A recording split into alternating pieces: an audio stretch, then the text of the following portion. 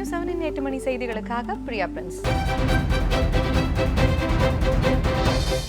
Hydro carbon திட்டத்தை எதிர்த்து நெடுவாசலில் 18வது நாளாக இன்றும் போராட்டம் தொடர்ந்து நடைபெற்று வருகிறது. புதுக்கோட்டை மாவட்டம் நெடுவாசல் உள்ளிட்ட பகுதிகளில் ஹைட்ரோ கார்பன் எடுப்பதற்கு தனியார் நிறுவனம் ஒன்றுக்கு மத்திய அரசு அனுமதி வழங்கியது. இந்த திட்டத்தால் விவசாய நிலங்கள் பாலைவனமாகி பொதுமக்களின் உடல் நலத்திற்கும் பெரும் கேடு விளையும் என கூறி நெடுவாசலில் தொடர் போராட்டம் நடைபெற்று வருகிறது. போராட்டத்தை முடிவுக்கு கொண்டுவர அரசு தரப்பில் மேற்கொள்ளப்பட்ட முயற்சிகள் தோல்வியடைந்த நிலையில் 18வது நாளாக இன்றும் போராட்டம் நீடித்து வருகிறது. திரைப்பட இயக்குநர் கரு பழனியப்பன், இசையமைப்பாளரும் நடிகருமான ஜி.வி. பிரகாஷ் உள்ளிட்ட பிரபலங்கள் இன்று நெடுவாசலுக்கு வந்து போராட்டத்திற்கு ஆதரவு தெரிவித்தனர். ஹைட்ரோ கார்பன் திட்டத்தை மத்திய அரசு உடனடியாக கைவிட வேண்டும் என அவர்கள் வலியுறுத்தினர். இன்னும் ரொம்ப புத்திசாலித்தனமா ஒரு கேள்வி கேட்கிறாரு. என்ன பெட்ரோல் வேண்டாமா, உங்களுக்கு கார் ஓட வேண்டாமாங்கிறாரு. பெட்ரோலோட ரொம்ப முக்கியம் பருப்பு இல்லை. நீங்கள் பருப்பு பூரா வெளிநாட்டில் இறக்குமதி பண்ணுறீங்க, இங்கேருந்து ஏன் பெட்ரோல் எடுக்கிறீங்க?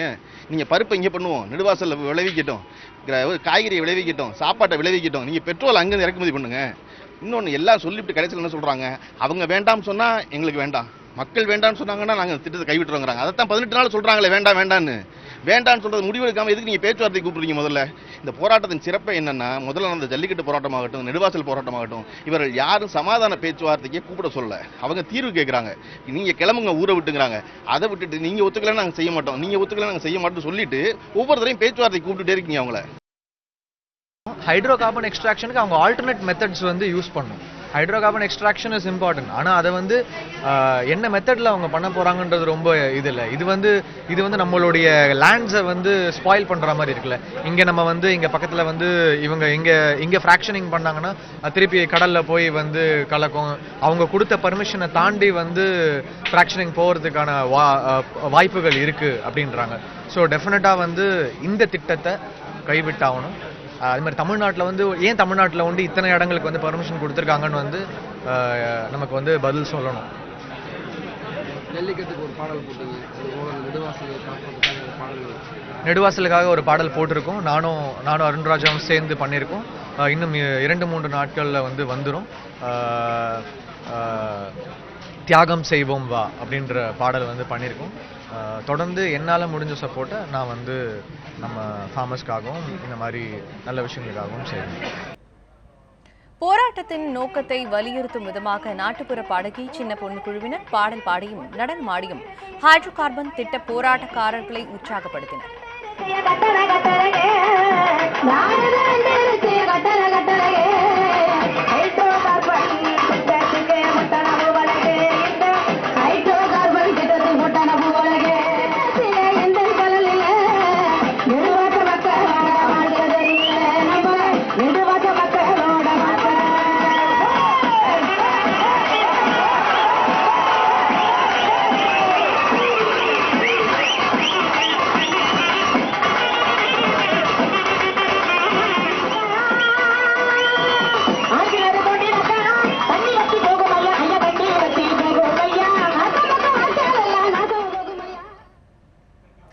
மக்கள் விரும்பாவிட்டால் ஹைட்ரோ கார்பன் திட்டம் கைவிடப்படும் என பாஜக தேசிய செயலாளர் எச். ராஜா தெரிவித்துள்ளார். புதுக்கோட்டை மாவட்டம் நெடுவாசலில் ஹைட்ரோ கார்பன் திட்டத்தை எதிர்த்து கடந்த 18 நாட்களாக போராட்டம் நடைபெற்று வருகிறது. இளைஞர்கள், சமூக ஆர்வலர்கள் என பல்வேறு தரப்பினரும் ஆதரவு தெரிவித்து போராட்டத்தில் ஈடுபட்டுள்ளனர். இந்த நிலையில் நெடுவாசல் போராட்டம் நடைபெறும் இடத்திற்கு சென்ற எச். ராஜா அங்கு போராட்டக்காரர்களுடன் பேச்சுவார்த்தை நடத்தினர். அப்போது பேசிய அவர், நெடுவாசலில் ஹைட்ரோ கார்பன் திட்டத்தை கைவிடுவது குறித்து தமிழக மக்கள் சார்பாக மத்திய அரசுடன் போராட்டம் நடத்த தயாராக உள்ளதாகவும், எனவே தற்காலிகமாக போராட்டத்தை கைவிடுமாறும் கேட்டுக்கொண்டார். மக்கள் விரும்பாவிட்டால் இந்த திட்டம் கைவிடப்படும் என கூறிய அவர், அதே நேரம் இந்த திட்டத்தால் விவசாயத்திற்கு எந்த பாதிப்பும் இல்லை என தெரிவித்தார். மத்திய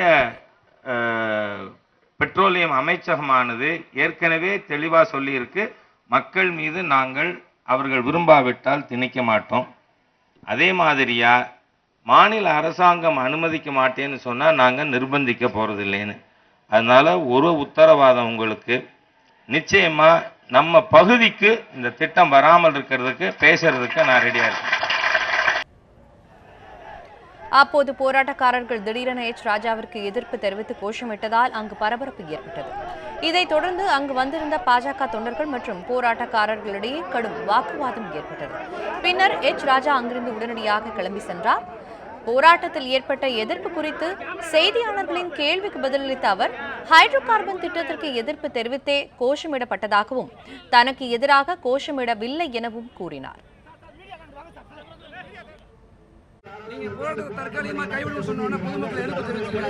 இல்ல, அவங்க வேண்டாங்கிறாங்க, அதுக்கு பேர் எதிர்ப்பு இல்லை, அது அவர்கள் கருத்து. என் கருத்து இது, அவங்க கருத்து அது. நான் சொல்லும் பொழுதே தெளிவாக சொல்லியிருக்கேன். நான் இந்த இது என்னோட சஜஷன், அதை கூட நான் வலியுறுத்த விரும்பலை. நீங்கள் ஏற்றுக்கொண்டாலும் சரி, இல்லைனாலும் சரி, நான் அதை அப்படி தான் சொன்னேன். அவங்க கண்டினியூ பண்ணுறேங்கிறாங்க. சரி, அவர்கள் விட்டா இன்னும் சந்தோஷம், இல்லைன்னா நம்ம விரைவாக செய்வோம். ஹைட்ரோ கார்பன் திட்டத்தை எதிர்த்து ஸ்டாலின் போராட்டம் நடத்துவது அவரை எதிர்த்து அவரே போராடுவது போல் வேடிக்கையாக உள்ளது என பாமக இளைஞரணி தலைவர் அன்புமணி ராமதாஸ் விமர்சனம் செய்துள்ளார். அவரை எதிர்த்து அவரே போராடிட்டு இருக்கார். அதாவது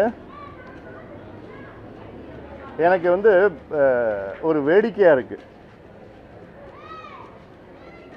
பிஜேபியோடைய மாநில தலைவர் அந்த அம்மையாரும் சரி, திமுகவுடைய செயல் தலைவர் இவரும் சரி, ரெண்டு பேருமே என்ன சொல்றாங்கன்னா, இது மீத்தேன் திட்டம் கிடையாது, இது ஹைட்ரோ கார்பன் திட்டம். அவங்களுக்கு மீத்தேனும் ஒரு ஹைட்ரோ கார்பன் தெரியல. ஹைட்ரோ கார்பன்னா என்ன? நிலத்துக்கு அடியில் உள்ள எரிபொருட்கள், ஃபாசில் ஃபியூல் எல்லாமே ஹைட்ரோ கார்பன் தான். பெட்ரோல் மற்றும் டீசல் மீதான வாட் வரியை தமிழக அரசு அதிகரித்துள்ளதை அடுத்து நள்ளிரவு முதல் அவற்றின் விலை உயர்ந்துள்ளது. பெட்ரோல் மீதான வாட் வரி 27%இலிருந்து 34%ஆகவும், டீசல் மீதான வாட் வரி 21.43 விழுக்காட்டிலிருந்து 25 விழுக்காட்டாகவும் அதிகரிக்கப்பட்டுள்ளது. இதையடுத்து தமிழகத்தில் பெட்ரோல் விலை லிட்டருக்கு ₹3.79 டீசலின் விலை ₹1.74 உயர்த்தப்பட்டுள்ளது. இந்த விலையேற்றம் நள்ளிரவு முதல் அமலுக்கு வந்தது. பெட்ரோல் மற்றும் டீசல் விலையை கச்சா எண்ணெய் விலையை பொறுத்து எண்ணெய் நிறுவனங்கள் மாதம் இருமுறை மாற்றி அமைத்து வருகின்றன. மேலும் ஒவ்வொரு மாநிலத்திலும் விதிக்கப்படும் வாட் வரியை பொறுத்து பெட்ரோல் டீசல் விலையில் மாற்றம் இருக்கும் என்பது குறிப்பிடத்தக்கது. சென்னையில் ஒரு லிட்டர் பெட்ரோலின் விலை ₹74.27 விற்கப்படும் நிலையில் புதுச்சேரியில் ₹68.25 விற்கப்படுகிறது. அதாவது சென்னையை விட புதுச்சேரியில் ஒரு லிட்டர் பெட்ரோலின் விலை ₹6.2 குறைவாக விற்கப்படுகிறது. இதுபோல் சென்னையில் ஒரு லிட்டர் டீசல் ₹62.46 புதுச்சேரியில் ₹60.30 விற்பனை செய்யப்படுகிறது. டீசல் விலையில் தமிழகத்தை விட புதுச்சேரியில் ₹2.16 குறைவாக விற்கப்படுகிறது. பெட்ரோல் மற்றும் டீசலுக்கான மதிப்பு கூட்டு வரியை தமிழக அரசு மறுபரிசீலனை செய்ய வேண்டும் என தமிழ்நாடு பெட்ரோலிய வணிக சங்க கோரிக்கை விடுத்துள்ளது. இதுகுறித்து செய்தியாளர்களுக்கு பேட்டியளித்த சங்கத்தின் தலைவர் முரளி, பெட்ரோல் மற்றும் டீசல் விலை உயர்வால் அத்தியாவசிய பொருட்களில் விலை உயர வாய்ப்புள்ளது என்றும், அடித்தட்டு மக்களில் வாழ்வாதாரம் பாதிக்கப்பட வாய்ப்புள்ளது என்றும் தெரிவித்தார். மேலும் புதுச்சேரிக்கும் தமிழகத்திற்கும் பெட்ரோலுக்கு ₹6.40 வித்தியாசம் உள்ளது என்றும், டீசலுக்கு ₹3.95 வித்தியாசம் உள்ளது என்றும் தெரிவித்தார். எனவே பெட்ரோல் மற்றும் டீசலுக்கான மதிப்பு கூட்டு வரியை மாநில அரசு மறுபரிசீலனை செய்ய வேண்டும் என்றும் அப்போது அவர் கேட்டுக்கொண்டார். இந்த விலை உயர்வு காரணத்தினால் தமிழகத்தில் கண்டிப்பாக மற்ற பொருள்களுடைய விலை உயர்வை நாம் எதிர்நோக்கி இருக்கக்கூடிய சூழ்நிலையில் உள்ளோம். எனவே தமிழக அரசு இதை கருத்தில் கொண்டு அவர்கள் அறிவித்த இந்த அறிவிப்பினை மறுபரிசீலனை செய்ய வேண்டும் என்பது தமிழக பெட்ரோலிய வணிகர்கள் சங்கத்தினுடைய கோரிக்கையாகும். அதிமுக பொதுச் செயலாளர் சசிகலாவை தமிழக சிறைக்கு மாற்றுவதில் சட்ட சிக்கல் எதுவும் இல்லை என பாஜக மூத்த தலைவர் சுப்பிரமணியன் சுவாமி கூறியுள்ளார். சென்னை விமான நிலையத்தில் செய்தியாளர்களிடம் பேசிய சுப்பிரமணியன் சுவாமி, சசிகலாவிற்கு சொத்து குவிப்பு வழக்கில் விதிக்கப்பட்ட தண்டனை உச்சநீதிமன்றத்தால் உறுதி செய்யப்பட்டுள்ளதால் அவரை தமிழக சிறைக்கு மாற்றுவதில் எந்த தவறும் இல்லை என்றார். என்னோட அபிப்பிராயம் இதுக்காக நம்ம 10 கோடி ரூபா வருஷம் வருஷம் கொடுக்கணும் கர்நாடகா ஆட்சிக்கு. இனிமே விட்னஸை அவரோட கருத்தை மாற்றி விட்டுருவார்கள், இல்லாட்டா அவளோட ஸ்டேட்மெண்ட்டை மாற்றி விட்டுருவார்கள். அதெல்லாம் இனிமேல் கவலை கிடையாது, தண்டனை கிடச்சிருக்கும். வருஷம் வருஷம் வந்து நம்ம 10 கோடி ரூபா கர்நாடக கவர்மெண்ட்டுக்கு எதுக்காக கொடுக்கணும்? இங்கே நம்ம தமிழ்நாட்டில் ஜெயில் இல்லையா? இலங்கை சிறையில் உள்ள 85 தமிழக மீனவர்களை உடனடியாக விடுவிக்க நடவடிக்கை எடுக்குமாறு பிரதமர் மோடிக்கு முதலமைச்சர் எடப்பாடி பழனிசாமி வலியுறுத்தியுள்ளார். இது தொடர்பாக பிரதமருக்கு முதல்வர் எழுதியுள்ள கடிதத்தில் கடந்த 4 மற்றும் 5ஆம் தேதிகளில் மட்டும் 32 தமிழக மீனவர்கள் இலங்கை கடற்படையினரால் கைது செய்யப்பட்டுள்ளதை சுட்டிக்காட்டியுள்ளார். இலங்கை கடற்படையினரின் அத்துமீறல் தொடர்ந்து அதிகரித்து வருவதற்கு எதிரான தனது அதிருப்தியை கடிதத்தில் முதல்வர் வெளிப்படுத்தியுள்ளார். இலங்கை கடற்படையினரால் ஏற்பட்ட மன உளைச்சலால் மீனவர் ஒருவர் தற்கொலைக்கு முயன்றதாகவும் முதலமைச்சர் கூறியுள்ளார். கச்சத்தீவு அந்தோனியா கோவில் திருவிழா நெருங்கி வரும் நிலையில் இதுபோன்ற கைது நடவடிக்கைகள் தொடர்வது மீனவர்கள் மனதில் அச்சுறுத்தலை ஏற்படுத்தும் வகையில் அமைந்துள்ளதாக குறிப்பிட்டுள்ளார்.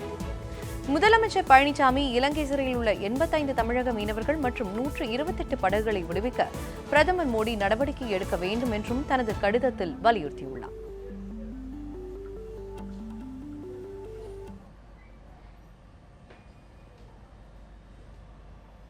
நாகப்பட்டினம் அருகே நிவாரணம் கொடுக்க வந்த அமைச்சர் OS மணியனை மீனவர்கள் முற்றுகையிட்டு ஆர்ப்பாட்டத்தில் ஈடுபட்டதால் பரபரப்பு ஏற்பட்டது. அண்மையில் நாகை மாவட்டம் அக்கரைப்பேட்டையை சேர்ந்த மீனவர்கள் இலங்கை கடற்படையால் கைது செய்யப்பட்டு அவர்களின் படகுகளும் பறிமுதல் செய்யப்பட்டன. இதையடுத்து அக்கரைப்பேட்டையை சென்ற தமிழக கைத்தறி மற்றும் நூல்துறை அமைச்சர் OS மணியன் பாதிக்கப்பட்ட மீனவர்கள் குடும்பத்திற்கு 10,000 ரூபாய் நிவாரணம் வழங்கினார்.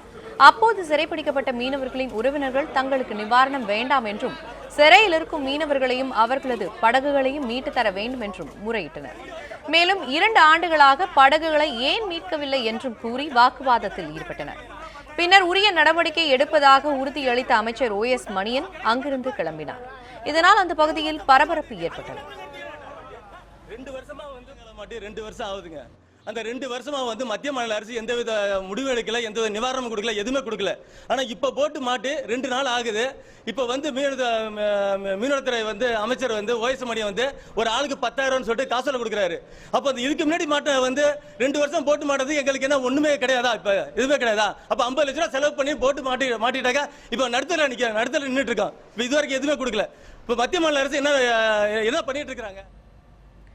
தமிழகம் முழுவதும் நியாய விலை கடைகளில் பொருட்கள் கிடைக்காத நிலை காணப்படுவதாகவும் இதே நிலை நீடித்தால் கடைகளின் முன் போராட்டம் நடத்தப்படும் என்றும் திமுக செயல் தலைவர் ஸ்டாலின் தெரிவித்துள்ளார். சென்னை கொளத்தூர் தொகுதிக்குட்பட்ட நியாய விலை கடைகளில் பொருட்களின் இருப்பு குறித்து ஸ்டாலின் ஆய்வு மேற்கொண்டார். பின்னர் செய்தியாளர்களிடம் பேசிய அவர் நிலைமையை உறுதி செய்வதற்காகவே நியாய விலை கடைகளில் ஆய்வு மேற்கொண்டதாக தெரிவித்தார். தமிழகம் முழுவதும் ரேஷன் பொருட்கள் முழுமையாக கிடைக்காத நிலை இருப்பதாக குற்றம் சாட்டிய ஸ்டாலின் இந்த நிலை சீர் செய்யப்படவில்லை என்றால் ரேஷன் கடைகள் முன் திமுக ஆர்ப்பாட்டம் நடத்தும் என கூறினார். தாமிரபரணி ஆற்றில் பெப்சி, கோகோ கோலா நிறுவனங்கள் தண்ணீர் எடுப்பதற்கு எதிர்ப்பு தெரிவித்து பாளையங்கோட்டையில் உண்ணாவிரத போராட்டம் நடைபெற்றது. ஜவஹர் திடலில் நடைபெற்ற இந்த உண்ணாவிரத போராட்டத்தில் மாணவர்கள், இளைஞர்கள், பொதுமக்கள் என ஏராளமானோர் பங்கேற்றனர். தாமிரபரணி ஆற்றிலிருந்து இந்த நிறுவனங்கள் நாள்தோறும் லட்சக்கணக்கான லிட்டர் தண்ணீரை எடுப்பதால் முப்போகம் விளைந்த நெல்லை, தூத்துக்குடி மாவட்டங்களில் தற்போது ஒரு போகம் கூட விவசாயம் செய்ய முடியாத நிலை உள்ளதாக போராட்டத்தில் ஈடுபட்டவர்கள் வேதனை தெரிவித்தனர். மேலும் தாமிரபரணி ஆறு வறண்டுள்ளதால் நெல்லை, தூத்துக்குடி, கன்னியாகுமரி, விருதுநகர் ஆகிய 4 மாவட்டங்களில் குடிநீர் தட்டுப்பாடும் ஏற்பட்டுள்ளதாக அவர்கள் தெரிவித்தனர். மாவட்ட ஆட்சித்தலைவர் அவர்களும் பொதுப்பணித்துறை அதிகாரிகளும் நீதிமன்றத்தில் தனித்தனியாக பதிலுரை தாக்கல் செய்துள்ளார்கள்.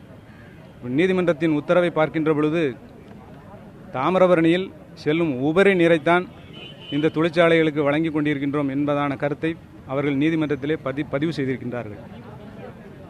அதாவது தமிழகமே வறட்சி நிலையில் இருக்குது. தமிழகம் வறட்சி நிவாரண நிதி கேட்டு மத்திய அரசிட்ட போயிருக்கு. மத்திய குழு தமிழகத்தின் வறட்சியை பார்வையிடுவதற்கு மத்திய குழு வந்திருக்கு. பக்கத்தில் இருக்க தூத்துக்குடி மாவட்ட ஆட்சித்தலைவர் எங்கள் மாவட்டத்தில் குடிக்கிறதுக்கு தண்ணி கொடுக்கறதுக்கு வழி இல்லைன்னு சொல்லிட்டு தொழிற்சாலைகளுக்கு வழங்கப்பட்டிருக்கிற தண்ணீரை தடை செய்து உத்தரவு பிறப்பித்திருக்கிறார். திருநெல்வேலி மாவட்டத்தில் தொடங்கி முந்தைய ஒன்றுபட்ட திருநெல்வேலி மாவட்டத்தின் அங்கமாகத்தான் தாமிரபரணி ஆறு இருந்து வருகிறது. திருநெல்வேலி மாவட்டத்தில் தொடங்கி திருநெல்வேலி மாவட்டத்தில் முடிந்தது. மாவட்டம் பிரிக்கப்பட்ட பிறகு தூத்துக்குடி, திருநெல்வேலி 2 மாவட்டங்களாக இருக்கிறது. ஒரு பகுதி தாமிரபரணியின் ஒரு பகுதியில் உள்ள மாவட்ட ஆட்சித்தலைவர் உத்தரவிடுகிறார், இங்கு தண்ணீர் உத்தரவுக்கு தடை வைத்து உத்தரவிடுகிறார். இதே திருநெல்வேலி மாவட்ட ஆட்சித்தலைவர் நீதிமன்றத்தில் வாதுரை தாக்கல் செய்கின்றார். உபரி நீரைத்தான் இந்த 2 நிறுவனங்களுக்கும் நாங்கள் வழங்கி கொண்டிருக்கிறோம் என்று சொல்லுகின்றனர். கோவில்பட்டியில் குடிக்கைக்கு ஒரு குடம் தண்ணீர் விலை 10 ரூபா ஒரு குடம். உப்பு தண்ணி 1500 லிட்டர் 400 ரூபா. இங்கே 1000 லிட்டர் தண்ணியை கார்ப்பரேட் கம்பெனிகளுக்கு மிக குறைந்த விலையில் கொடுத்துக்கிட்டு இருக்காங்க. இந்த மாவட்ட ஆட்சித்தலைவர்கிட்ட இது குறித்து எத்தனையோ மனுக்கள் நாங்கள் கொடுத்தோம். எந்தவித நடவடிக்கை எடுக்கலாம். மாவட்ட கலெக்டர் கார்ப்பரேட் நிறுவனங்களுக்கு ஒரு அதிகாரி போல தான் செயல்படுறத தவிர மாவட்ட ஆட்சியர் போல செயல்படலை. புதுக்கோட்டை மாவட்டம் திருவப்பூரில் நடைபெற்ற ஜல்லிக்கட்டு போட்டியின் போது பார்வையாளர்களை மாடுகள் முட்டியதில் 2 உயிரிழந்தனர். புதுக்கோட்டை மாவட்டம் திருவப்பூரில் முத்துமாரி அம்மன் கோவில் மாசி திருவிழாவையொட்டி ஜல்லிக்கட்டு போட்டி நடத்தப்பட்டது. மதுரை, திருச்சி, சிவகங்கை, தஞ்சாவூர், புதுக்கோட்டை மாவட்டங்களில் இருந்து கொண்டுவரப்பட்ட 500க்கும் மேற்பட்ட காளைகள் களமிறங்கின. 300 மாடுபிடி வீரர்கள் கலந்து கொண்டு காளைகளை அடக்கினர். அடக்க வந்த இளைஞர்களிடம் இருந்து தப்பி சென்ற காளைகள் முட்டி தள்ளியதில் பார்வையாளர்கள் 30 பேர் காயமடைந்தனர். அவர்களில் எல்லைப்பட்டி அன்னவாசலை சேர்ந்த வெள்ளைச்சாமி, புதுக்கோட்டை காமராஜபுரத்தை சேர்ந்த வாசம் ஆகிய 2 உயிரிழந்தனர். இவர்களின் உடல்கள் அரசு மருத்துவமனைக்கு பிரேத பரிசோதனைக்காக அனுப்பி வைக்கப்பட்டன. ஜல்லிக்கட்டு போட்டியின் போது காளைகள் முட்டியதில் 2 உயிரிழந்தது அந்த பகுதியில் சோகத்தை ஏற்படுத்தியுள்ளது.